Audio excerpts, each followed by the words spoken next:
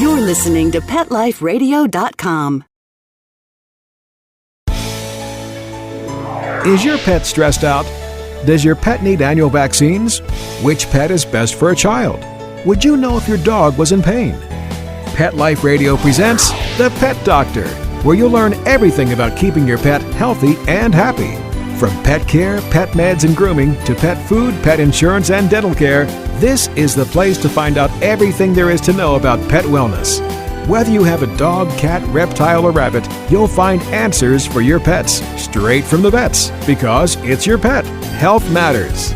Please welcome your Pet Doctor host, veterinary media consultant and veterinarian, Dr. Bernadine Cruz. The discovery, the fountain of youth, and the cure for diseases that weaken and kill have flummoxed mankind for centuries. However, the answers may have been closer than we ever imagined. The elixir to health may literally lay within us, within unique, multipotential elements of our bodies, our stem cells. When we hear the word stem cell, we often think of the controversy swirling around the cells of embryonic origin. But we all have stem cells within our bodies and within our pets' bodies. They can be harnessed to perform a plethora of amazing feats. Think you need to go to a specialist far from home for this type of care? You may not need to go any further than your primary care veterinarian's office. My guest is veterinarian Bob Harman. He is the founder and CEO of the first U.S.-based veterinary stem cell company, VetStem. And I'm honored to also say that we're classmates of UC Davis School of Veterinary Medicine. We're going to be right back after this short break. Stay tuned. Please have a seat in the waiting room. The doctor will be with you shortly, right after these messages.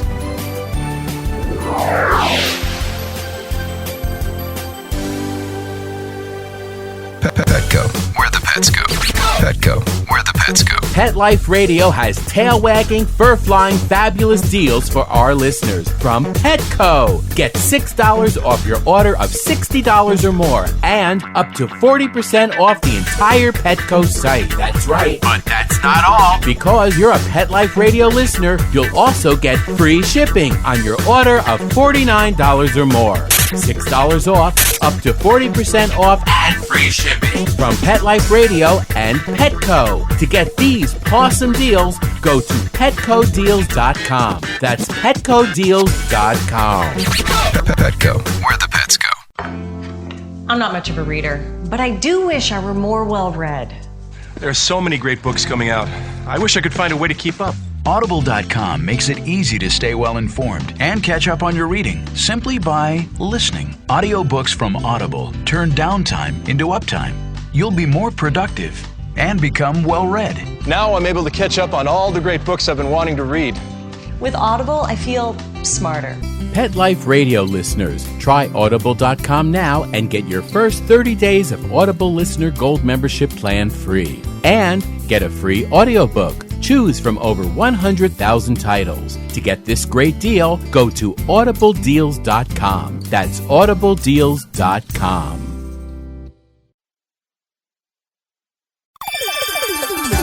Let's Talk Pets on PetLifeRadio.com. Welcome back to The Pet Doctor on Pet Life Radio with Dr. Bernadine Cruz. The doctor is in and we'll see you now. Bob, thank you so much for being with us. Okay, I have to admit, when you and I were in veterinary school, which wasn't that long ago, I don't really remember them ever talking about stem cells and helping people and the animals out. Where did this come from? How did you learn about all this stuff? Yes, you're right. So don't tell anybody how long ago it was we were classmates. But even if we had been classmates last year and the last couple of years, there still is, it's just a new discipline. Some of this is in the last decade in terms of new information. And as my career path, I ended up helping both veterinary and human companies develop new products. And several of those companies developed or were developing and now have on the market products for treating humans with burn wounds, and they were using stem cell technology. And it just fascinated me, but I didn't believe in my wildest wildest imagination that I would actually be delivering cell-based therapies in veterinary medicine, and it just happened that the technology advanced enough and we were offered the opportunity to license it for use in veterinary medicine. So it wasn't a career path. I didn't decide it, and we certainly weren't trained on that when we were in veterinary school. So this is new information, and veterinarians are just hearing about it. As you probably know, I spoke at the World Congress on Veterinary Dermatology, and several of our other classmates were there in the audience with amazement on their face that technology was reaching into dermatology and in areas of orthopedics. So it's new. Good. So I didn't fall asleep during that whole quarter in veterinary school and missed all this information. Whew, I feel so much better about that. No, not at all, Dr. Cruz. All right. So, Dr. Harman, what is a stem cell? We know we hear about stem cells. We think embryonic. Oh, my goodness, poor fetuses, human, animal, otherwise, being harvested for these cells. But that's not the only place where they are. No, and that was the original work. And in fact, a fellow veterinarian, Dr. Jimmy Thompson at Wisconsin, is the one who discovered how to grow human embryonic stem cells. But the adult stem cell work has been going on quietly in the background for decades and decades. But only recently did we discover that everywhere in the body where there are blood vessels, which is anywhere, there are these adult stem cells, and they hang out around the blood vessels. So if you were to trip going out of the studio today and twist your ankle, your stem cells would go screaming to that inflamed area and help repair that. All of us have billions of stem cells located in all the tissues of our body, but they're most concentrated, interestingly enough, in your fat tissue. They're also in bone marrow, they're also in the skin, but the place where we found we can harvest large amounts of stem cells are in the fat tissue. And as you've probably done in many podcasts and in lectures at meetings talked about, the obesity problem in pets, they have a huge store of these stem cells that we can access easily and use them. We all carry around our own complement of these emergency repair cells every day, and that's how we repair ourselves for every kind of injury that goes on. So these stem cells are marvelous, but how do they know? I know you've called them pluripotential, multipotential, they can turn into anything. How do these cells know how to turn into a blood vessel or turn into tendon or help cartilage? Because these are all various areas. Like you're saying, I sprained my ankle, my stem cells come to my rescue. So it's the most fascinating question and probably the most studied thing about stem cells, and we know now a huge amount about that.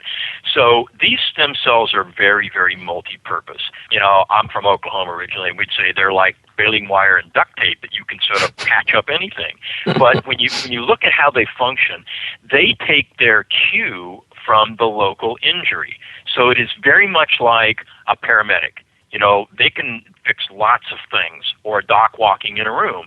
So when the paramedic arrives on the scene, you survey the situation, they see what got broken, they see what's the biggest emergency that needs to be repaired, and they talk to the local other tissues that are damaged and the cells that are damaged in an area. So if you take the stem cell and you put it in a joint that's got bad chronic arthritis, the signals there are, I've lost cartilage, I've got scar tissue, I've got all this inflammation, I need help. The exact same cell, if you put it in a kidney or in a heart, will measure and look at the injury in that tissue and say, no, I don't need to make cartilage, I need to make heart tissue, or I need to make liver, or I need to make kidney. So it's the local signals that literally give the information to the stem cell on what they need to do, and then they manage the repair. It wasn't what we thought about stem cells 10 years, 20 years ago. It's the most fascinating thing about the cell is how they really are multipotent, and they can deal with almost any injury in any kind of tissue. So why is there all this controversy? And it seems as though this real push to work with embryonic stem cells when you have these adult cells in our bodies. And yes, we have way too much fat in our pets and in animals that we can harvest. Are stem cells really created equally? Do we need embryonic as well as adult? Yeah, so we could argue all day long, and we could have a ethical, we could have a religious discussion, we could have a political discussion about embryonic stem cells. But let's confine our talk, Dr. Cruz, about the science of them. So they're very powerful in that they can become any tissue of the body, because it's the basic cells on which a whole embryo, a whole organism, a little puppy, or a person is built.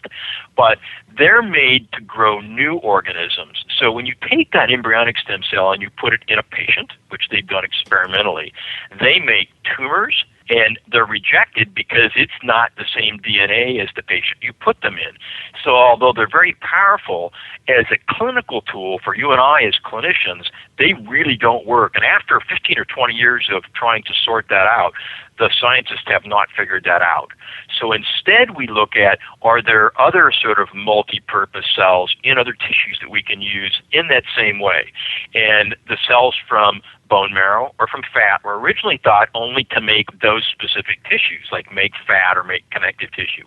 Now we know, and we've done the research right here in our own lab, so I've seen it with my own eyes as well as all the published literature, that a cell from fat, this mesenchymal, they call them stem cell, or multi-purpose stem cell, can make bone, cartilage, fat, heart, blood vessels, neurons. So if we had too many margaritas, you can replace some of those neurons. Or if you have a damage in your back, you can repair both the bone and the nervous tissue. So they're really quite multi-purpose, and that wasn't understood 10 years ago. So there's still a lot of momentum behind doing basic research in embryonic stem cells.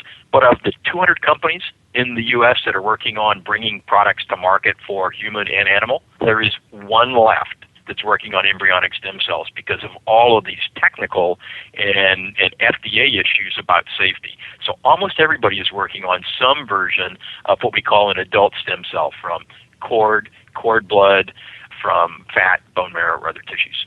What I find also fascinating is here's veterinary medicine, you as a veterinarian working with a human company, taking what you're learning from one species, using it on another.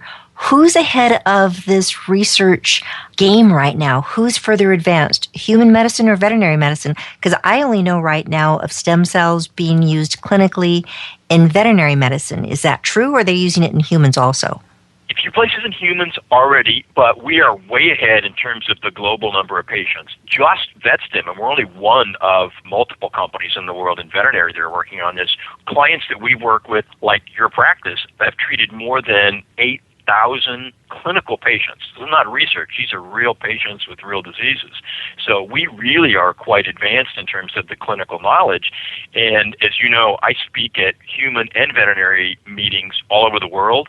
And the human side, we get very good reception because they love the fact that we have real data from real patients. This is not mice and rats in some university laboratory. These are real patients, and what we learn about the safety and how these cells work is helps us move along the process on the human side as well. And we work with numerous companies helping share our data, and there are companies we work with that are on the market in Europe, in Brazil, in Japan, and the first North American approval for treating bone marrow transplant rejection just got approved in Canada. So first one, big one in North America. So it's happening, but you're very right. We are, I think, ahead in terms of the clinical applications. So we share back and forth. There is a thing, if you remember, called One Medicine that we were taught that, you know, all species have this common physiology, and a lot of these products, and especially stem cells, work in all these species in a very similar way. And you started your work, correct me if I'm wrong, with horses. Why did you first start working with horses for stem cell therapy? I did. It was because I was an equestrian. So I'm a rider, and I've had horses with tendon and ligament injury, with arthritis. And so I looked at it and said, boy, if I want to start someplace that if we make a difference, boy, it could be expanded to other species, it's the horse. So we've treated more than 4,000 horses now all over the U.S., and everything from backyard horses to Olympic-level horses, race horses to jumpers, with these stem cells, again, using the patient's own stem cells. So this is patient heal thyself. we're just helping it along as veterinarians in our laboratory service so that those patients can be treated with their own stem cells. So there's no chance of rejection. You're just taking and moving more of those cells to where the injury is quicker to prevent scarring and the damage that occurs with chronic injuries. So the horses all over the U.S. have been treated, and after seeing we could actually help a horse, and as you know, a 1,000-pound animal putting all of its weight on, one leg as it's running, if we can repair those injuries, I thought we got to be able to fix injuries in dogs. And so we started working with some of my classmates and other veterinarians in small animal medicine to see if we would see the same thing. And, we started really with the first dogs in 2008, even though we'd been doing horses since 2003. And besides using it on dogs, I know people are now using it on cats. What are some of the species that so far VetStem has found some clinical applications helping animals? It's a really good question. So we focused on horses, then we focused on dogs. It works spectacular in cats, but as you know, and you've probably done podcasts on that, a lot of owners don't realize that their cats aren't just getting old, they're actually in pain. So treating cats with arthritis, it works the same as in dogs. I wish we could get the word out so people would realize that, that older cat that's a little bit overweight, they're really good candidates, and they aren't just slowing down. The reason they aren't jumping on the counter or jumping up on the couch anymore is they're painful. So we've done the standard domestic species. We also have publications and have programs in treating marine mammals. So we've worked with dolphins and sea lions and have worked with skin wounds and other kinds of injuries in those critters. We've also worked with some big cats, so mountain lions and the Florida panther, which is an endangered species. We've done treatments there. And we get lots now of inquiries from the people in the zoos with hoof stocks, so the big, large mammals that have arthritis from being on concrete or in the zoos. So it's an exciting area, and all of these mammals, it looks like they have the same stem cells and they work in the same manner. So what we've learned in the horse and the dog can help other species as well. So it's an exciting time to see that all the species we touch as veterinarians, we potentially can help them. This is very exciting, and I hope it's exciting enough that people want to listen. Stay tuned, because we're going to have a short break. We're going to be right back to speak some more to Dr. Bob Harman, CEO, founder of VetStem here in the United States. We'll be right back. Please have a seat in the waiting room. The doctor will be with you shortly, right after these messages.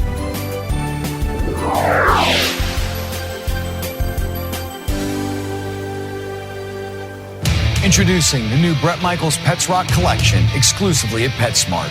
I created it for the pets that rock your world. Shop the Bret Michaels Pets Rock collection and celebrate PetSmart's 25th anniversary with up to 25% off thousands of items on the PetSmart site. Plus free shipping on orders of $49 or more. Go to PetSmartDeal.com. That's PetSmartDeal.com. PetSmartDeal.com. Love your pets but wish their medications were a lot less expensive? They are at 1-800-PET-MEDS. You'll not only save on flea and heartworm medications, but on prescriptions for arthritis, incontinence, thyroid, and more. And you get fast service, free shipping, and a 100% satisfaction guarantee. Plus, our licensed pharmacists ensure accuracy, monitor drug interaction, and more. See why over 5 million people have trusted their pet's health to 1-800-PET-MEDS, America's largest pet pharmacy. Call now or order online. Go to petmeds.com/doctor, DOCTOR, to get 10% off any order and free shipping on orders of $39 or more at petmeds.com. Your groomer is going to hate me. Hi, I'm Allie McLennan. Join me for my Pet Life radio show, Groom for Improvement. You're going to save time and money with these tips from my New York City grooming table. From product recommendations to do's and don'ts, I am going to hook you up. So just do me a favor and don't mention this to your groomer. Groom for Improvement on Pet Life Radio.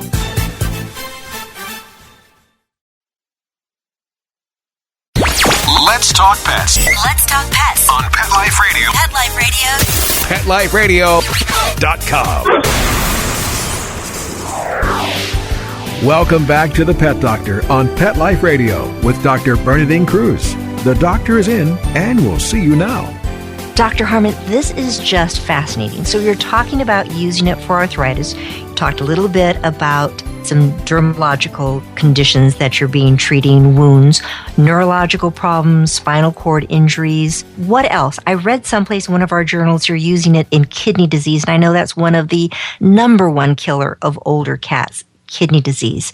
How is it working? What is it doing? Yeah, so we're early in the discovery and the use. There's a lot of data in the literature, but not very much clinically. So we started about 4 years ago working with specialists trying to treat cats that didn't have any other choice, that basically they were looking at a kidney transplant, which is pretty rare to do and very, very expensive, and started treating cats. So we collected data the last 4 years and have just summarized that from these, what we call compassionate use cases, and found that cats that normally would have either died by now or had severe impairment and gone downhill with that degenerative disease in the kidneys actually had improved and not gone downhill, and more than 80% of them were still alive that we had treated. And we use those stem cells intravenously, meaning we put them in the blood, because the cells have to migrate and get to the kidney, the areas where the injuries are, and it's not so easy as it is in a joint just to stick them there. The cells have this ability to find their way to injured areas. So we put them in right onto the freeway, and they migrate down the freeway and end up in the kidneys. So it's an area we think in the next year or so that we're going to see a lot more use, and we're going to get some good studies. We have studies going right now at the big Animal Medical Center in New York that will be published in peer-reviewed journals showing, we think, how these cells work. But essentially any organ or disease process we think has the potential. We try to get good data to make sure we know it works, so that we're not promoting something that we don't yet understand how it works. So we need to know that it works, and then veterinarians that work with us are given that information and then allowed to go out and tell owners that this is a new use. And that's one of the real problems I know in human medicine is that placebo effect. You take, X supplement, you take whatever, you go, I feel so much better. And it's your mind that feels better necessarily, not necessarily your body that is improved. I've used stem cells in my own practice, couple different, very divergent cases. One was definitely an arthritic pet, and yes, it got better. It wasn't 100%, but found that it needed less of the non-steroidal anti-inflammatory medication, was moving around better. It was still the older dog. It still had its issues, but doing well.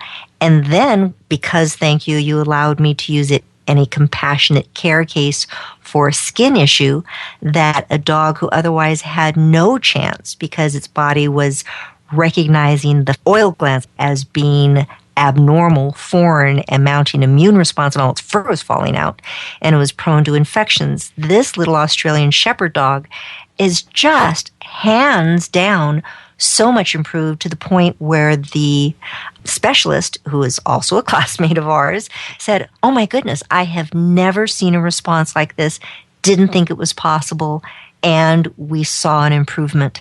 It didn't seem overnight. What's the usual time frame of seeing a response? It's a really good question, Dr. Cruz. And it depends on, obviously, the severity of the disease, which one we're talking about. But in areas of arthritis, which we have a huge amount of experience, we expect in somewhere between 1 month and 3 months is where you'll get the maximum response. And you're exactly right. We counsel both veterinarians and owners, this is not magic.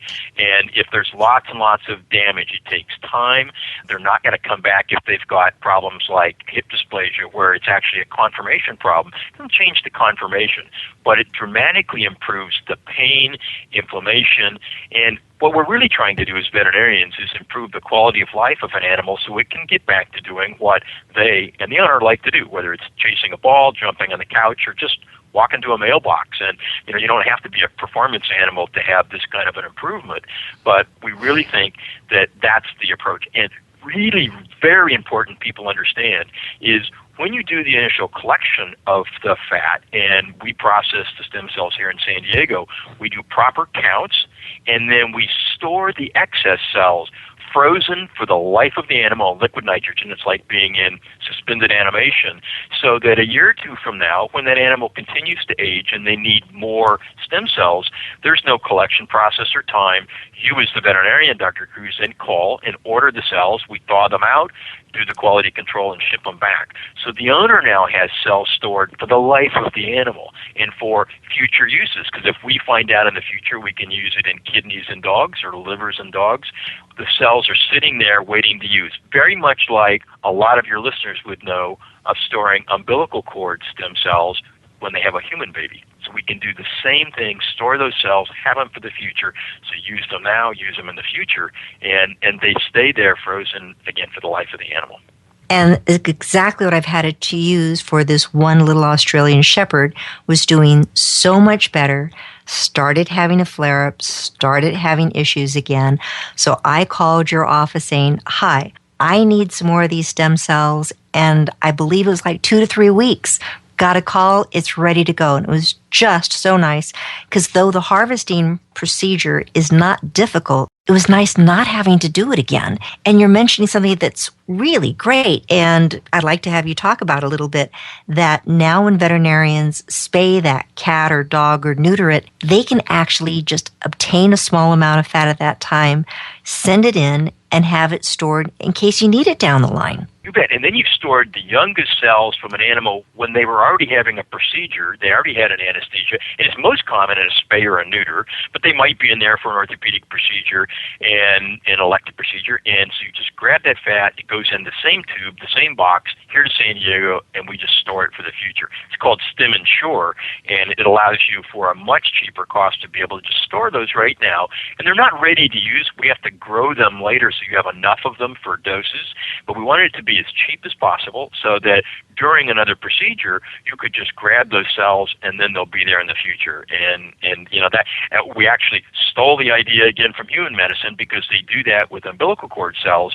Well, they don't have very many things to use them for yet. We have a lot of things we can use them for, and very proven things like these orthopedic issues and others. So, you know, we think it's going to be great. We just need to make sure owners know it's there, and any veterinarian can do this. We have a training program, online credentialing program, where veterinarians learn about stem cells.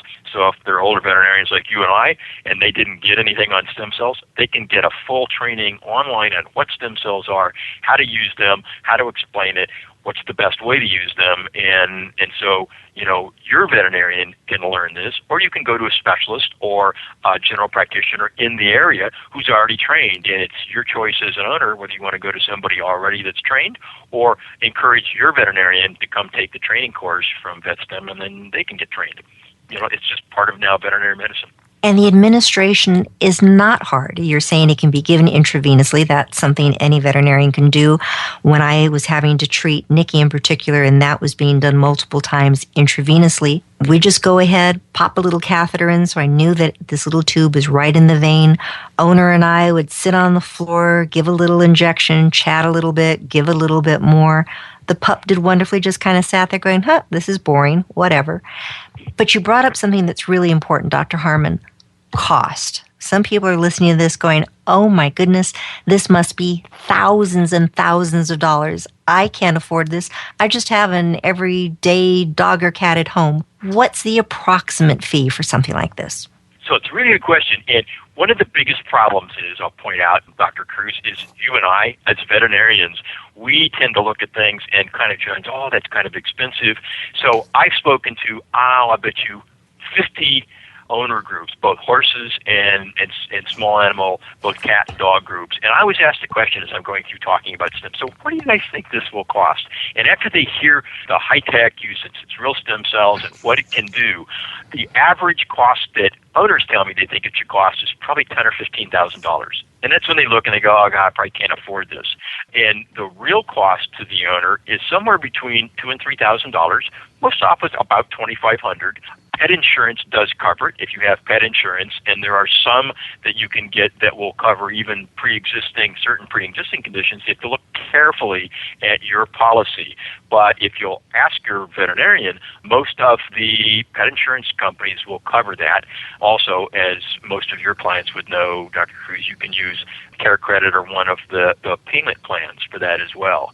And when you get retreated, so if your dog comes back in 2 or 3 years and they have a new condition or need to be retreated, it will be about a third that cost. So it'll be well less than $1,000, more like $500 to $600 to get your dog retreated with their own cells that are in the storage bank here. So cost effective. And you're saying sometimes they'll come back in 2 or 3 years, either a new problem or need to be treated. Does that seem to be the typical length of time that you find that, for instance, a pet with arthritis, maybe one of the most common reasons why you're using stem cells? Is that the typical length of time they're coming back saying, oh, I'm getting ouchy again, I need more medication or more stem cells? Yeah, it's a great question. So more than 50% of all the dogs that have been treated will go past a year and a half before they need any treatment. So we have some that surprise me, and I look at them and I know they had pretty serious arthritis that are 3 or 4 or 5 years out that still aren't being retreated.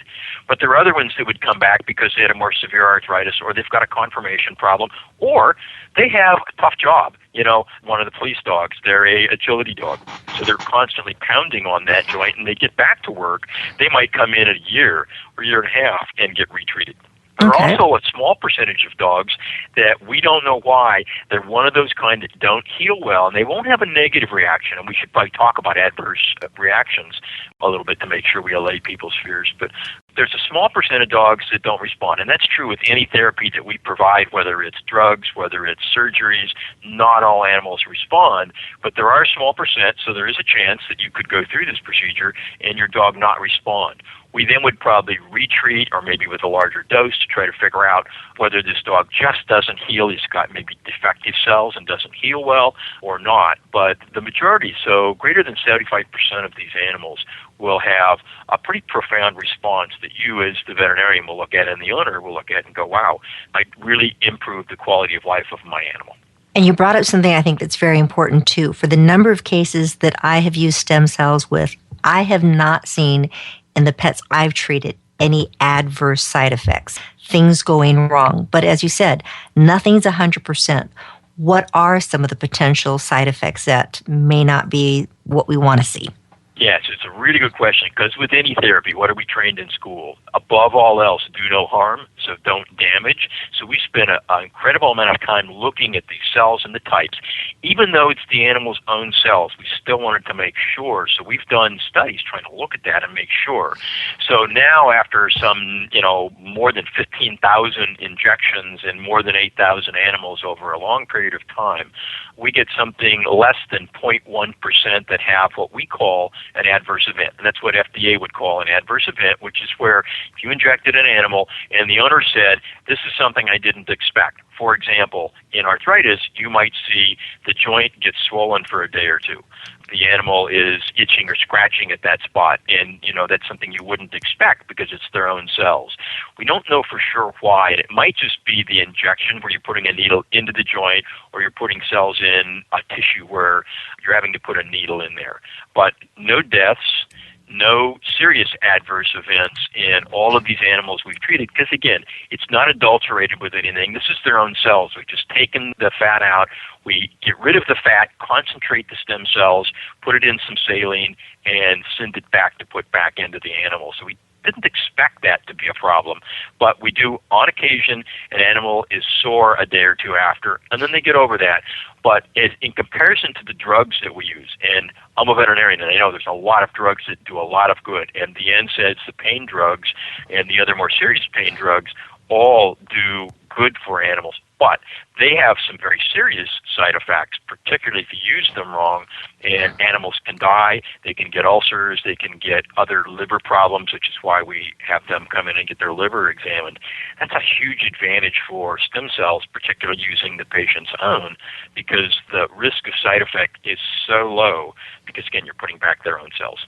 What I really like about VetStem, besides the research that you put into this, is your quality control. Because I know there are other companies that are out there in veterinary medicine in particular that promote the fact that, you don't have to collect these cells, collect the fat, send it someplace else, so they can do their magic on it, send it back to you. No, you can do all of this in office. So it makes it a lot more cost effective.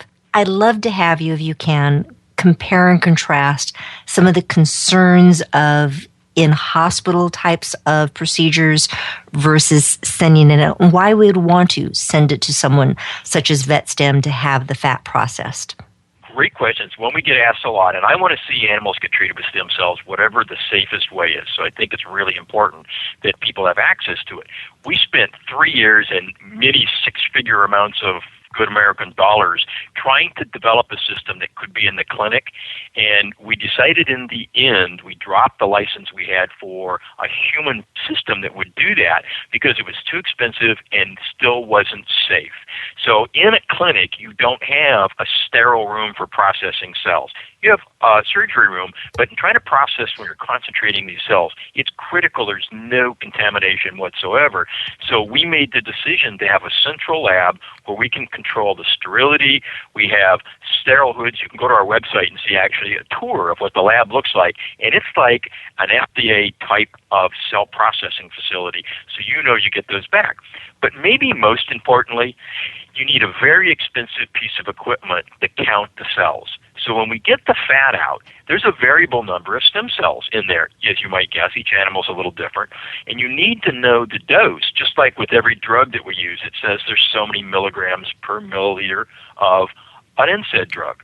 And so you measure out the proper amount of drug. So to dose an animal properly and to know how much to save for the future, you can't do that in the clinic. You can't use your cell counters that you use for blood counts, and it's very expensive equipment.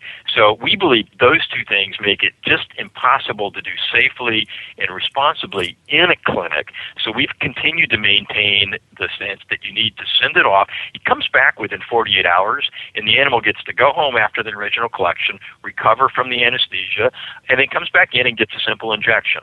And you know then for sure how many stem cells, how many cells are in the syringe, and you know for sure the cells we have banked here have the right amount of cells in those little frozen vials so when you go to use them in the future.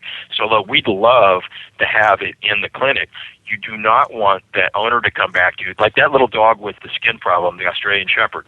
If that dog came back to you in 6 months or a year and you needed to retreat and you had to tell that owner, well, we couldn't bank the cells or get the dosing right, so we need to do another surgery. The owners are not going to be very happy because now you've got two surgeries, you put the animal at risk again, plus the pain they go through, it's just not necessary. If you send it off, you can get a proper cell count, proper dosing, and the cells banked for the future with the right number of cells in there. So then when you come back in 6 months or a year or 5 years, you can pull those out with security that they're clean, they're sterile, and you know the number of cells, so you got your dose right. So I feel very strongly about that, as you can tell. And we've tried, and we're still looking at ways we could have potential for an in-clinic system, but the technology and the safety is not there, we don't believe, to do that in the clinic today. Well, Dr. Harman, this has just really been exciting. I can hear it in your voice. This is an area of veterinary medicine and human medicine that holds so much potential for treating so many things. Who knows? It may be our fountain of youth, or at least our fountain of well-being ongoing, and maybe get rid of many of the medications, drugs, and adverse side effects for other things, and we can just rely on our own bodies to cure ourselves. So my guest today has been Dr. Bob Harman. He is founder and CEO of the first U.S.-based veterinary stem cell company in the United States, VetStem. Dr. Harman, thank you so much for being my guest today. Sure, Dr. Cruz. Really enjoyed it. Thanks. Great. Well, please listen again next week to The Pet Doctor on Pet Life Radio. We'll have more information on how to make you the best possible pet owner. So thanks again for listening. Take care. Pets can be a wonderful addition to your life. Keeping them healthy and happy is important. Pet Life Radio presents The Pet Doctor with veterinary media consultant and veterinarian Dr. Bernadine Cruz. Whether you have a dog, cat, reptile, or rabbit, you'll find answers for your pets straight from the vets. The Pet Doctor, on demand every week, only on PetLifeRadio.com.